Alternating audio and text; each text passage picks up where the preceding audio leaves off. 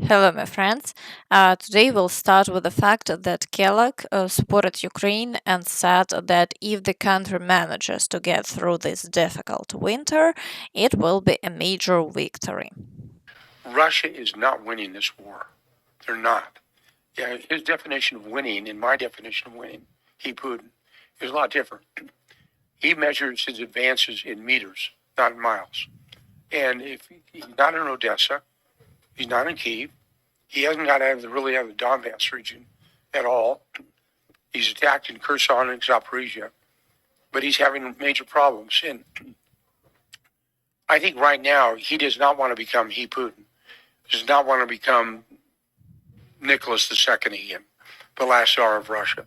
And he's sacrificed to Russia so much and he's had so much pain that I think he's trying to figure a good way to get out of this thing because he knows he's not going to end up winning this war. Because I understand it's a harsh winter. I understand what's happening in Kyiv. I understand the temperatures.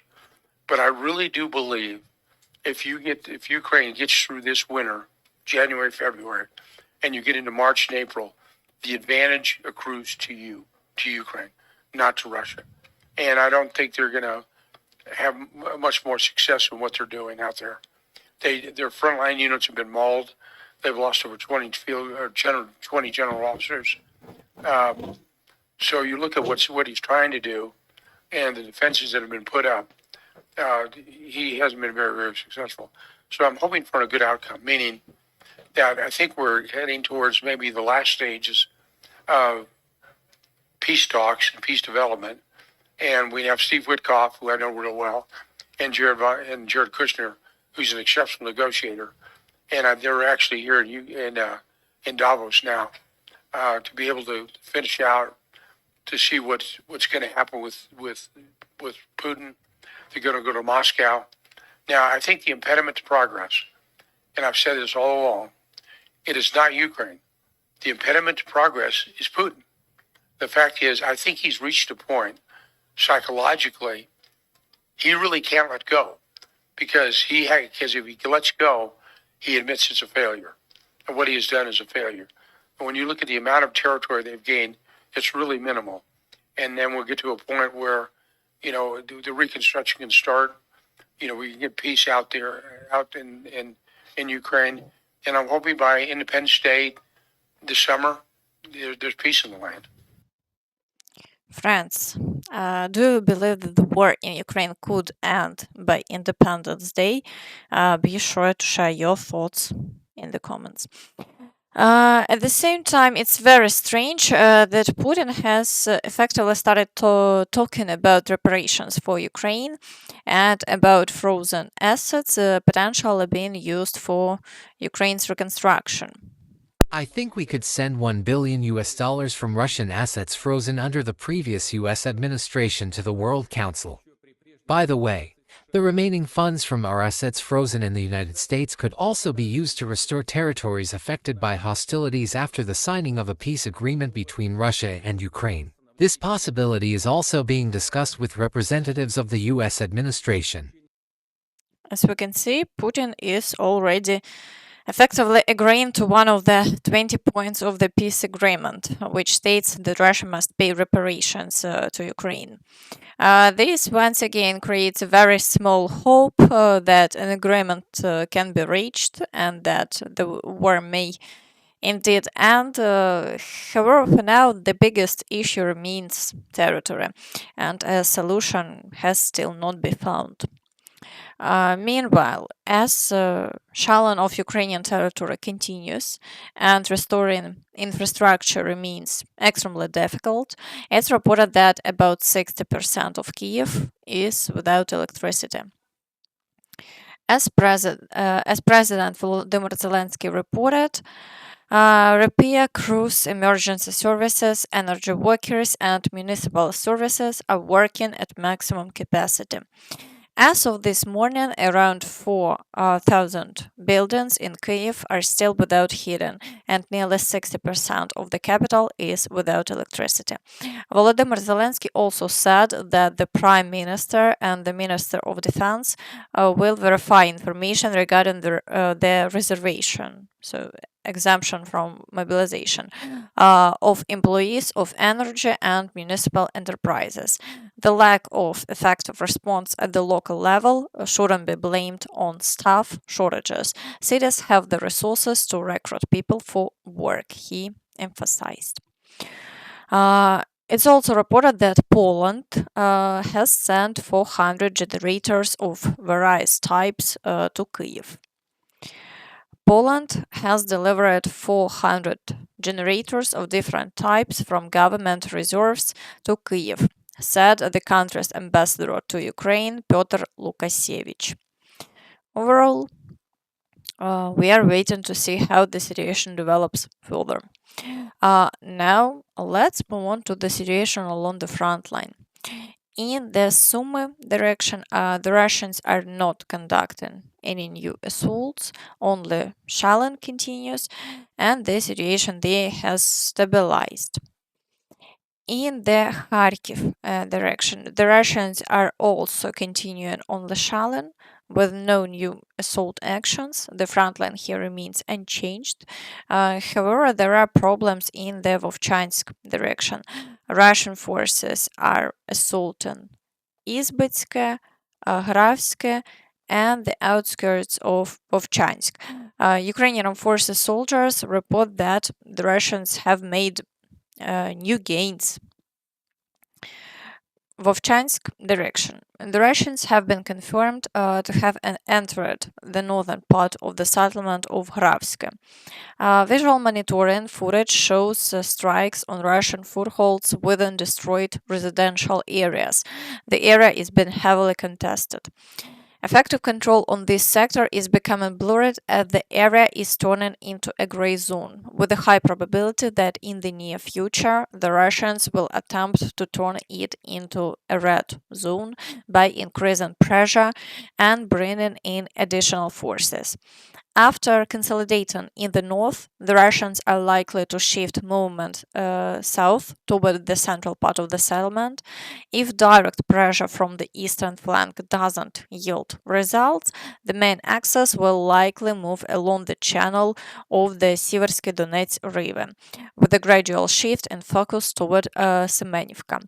This is a classic scheme, maneuvering around, applying pressure along natural lines, and attempting to stretch the defense by forcing combat in directions favorable to the Russians. The situation is tense. The Russians are operating systematically without sudden breakthroughs, aiming for creeping gradual advancement. Some analysts are also reporting that the Russians have effectively already squeezed through Vovchansk and are moving toward Vovchansky Hutory. The Russians have almost completely occupied Vovchansk and are already infiltrating the western part of Vovchansky Hutory. Russian forces are also penetrating Gravske. However, Russian groups there are being destroyed.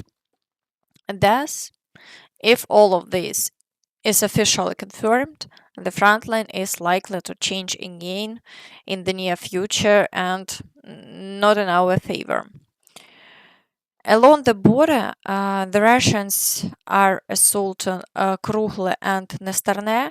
Activity there remains high, and the Russians continue trying to push forward. However, over the past day, there have been no changes, and the Ukrainian forces continue to repel all attacks. In the Velika Burluk direction, the Russians continue to assault Chugunivka, but they have had no success, and the front line remains unchanged. In the Kupiansk direction, activity is minimal. There have been several assaults on Petropavlivka and Peshane, but all attacks are being repelled, and the Russians have been unable to regain lost positions. In the Borova direction, assaults on Novoyegorivka continue, but over the past day, the front line has remained unchanged. In the Liman direction, the Russians are attacking Stavky, but activity is minimal. Overall, this sector is experiencing regrouping.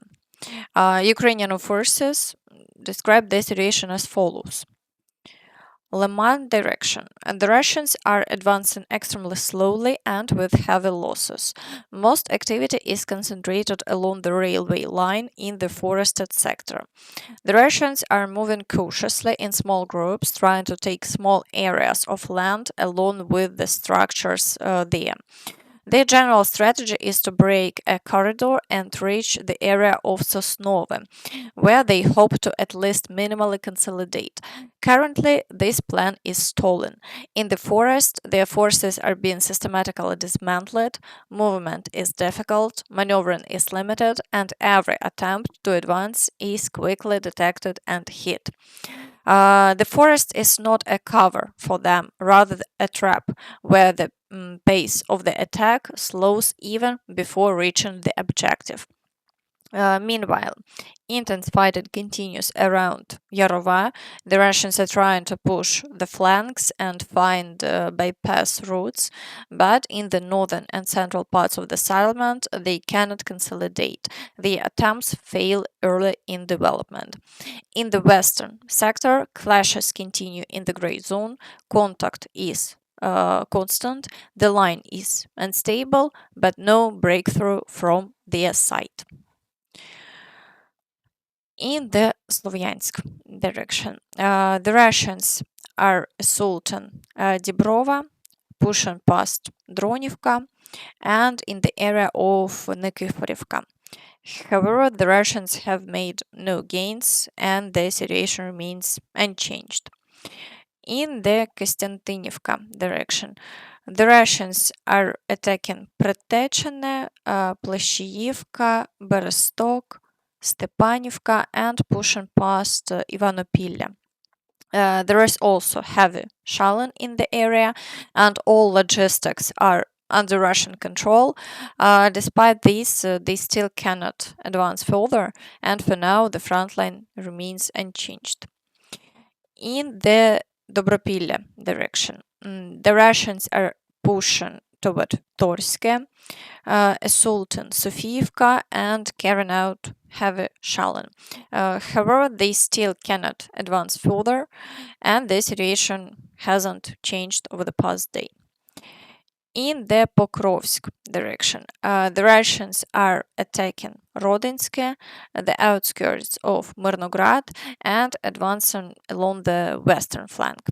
Meanwhile, an increasing number of videos from Ukrainian forces show the destruction of Russian forces near Hryshine. This indicates that the Russians are trying to push beyond Pokrovsk and secure positions in the village. However, the Ukrainian side hasn't officially confirmed control of the outskirts yet, so we are waiting for updates. In the Novopavlivka direction, the Russians continue attacks in the city and are also assaulting Filia. According to Ukrainian forces, reports drone activity has increased here, but there have been no changes over the past day. All attacks are being successfully repelled. In the direction of Pokrovsk, in the Dnipropetrovsk region, the Russians are not carrying out any new assaults, and the situation remains unchanged over the past day. In the Gulay-Pole direction, the Russians are assaulting Nove Zaporizhia, advancing toward the villages of Dobropilya and Zelene, and attacking the outskirts of Gulay-Pole. There is also an extremely high number of shelling attacks, but so far no new breakthroughs have been recorded over the past day, and the fighting continues. In the Zaporizhia direction, the Russians are assaulting Stepnohirsk and Primorsk, attempting to establish positions in the village, but the Ukrainian forces are repelling them and the front line remains unchanged. In the Kherson direction, only shelling has been recorded so far with no offensive actions, and the front line hasn't changed over the past day. Meanwhile, Trump claimed that he is a dictator. It was an honor. We had a good speech. We got great reviews. I can't believe it. We got good reviews in that speech. Usually they say he's a horrible dictator type person. I'm a dictator. But sometimes you need a dictator.